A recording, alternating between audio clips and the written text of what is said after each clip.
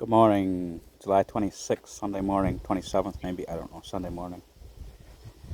I'm out here pulling weeds. I got a couple piles right there. These weeds were all up in front of my kindling box. That's my yellow kindling box. I'll put the kindling there for my wood stove. Got a lot of it pulled already. Got a pile there, pile there. Got a wood splitter, my wood storage. Having a revelation here as I'm pulling up these weeds. What I'm doing here is pulling up weeds so they don't get in my way, so I can put wood. So I got to place wood to put in my furnace. So our spiritual life gets to be like this sometimes. We have a place in our heart that we just let grow. And then when it's time to put the real spirit, the real fuel, the real wood into our spirit, our beliefs and our idleness represent weeds, and they just grow, and they just over time it's just kind of like so then now when we go pray or ask God for stuff and it doesn't happen,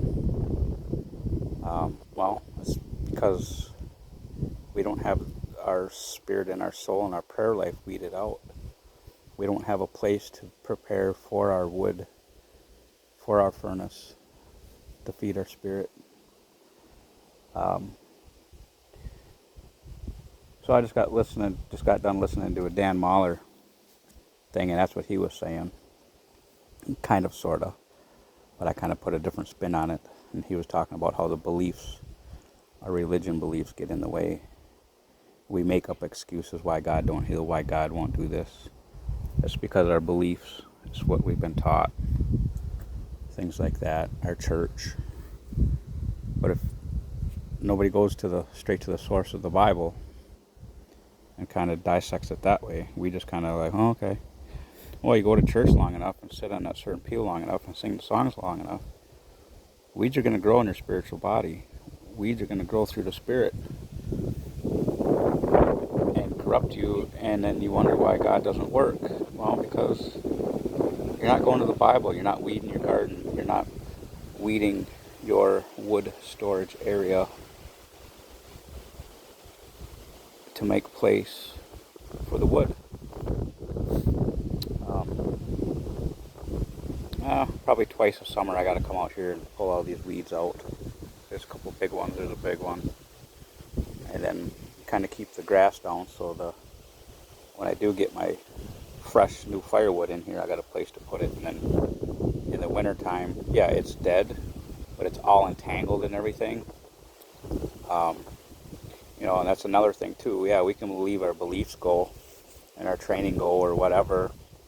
Yeah, we won't address the issue. But now, later on in life, later on in your spiritual life, if you don't address it, the weed will die, just like these weeds will die. But you know what? It's going to be entangled. I'm going to have a stump there. I'm going to have a hard stalk there that I'm going to have to fight come winter time, even though the leaves are gray or dead. The stalk is still there. The vines are still there, like that vine right there. That's all still there.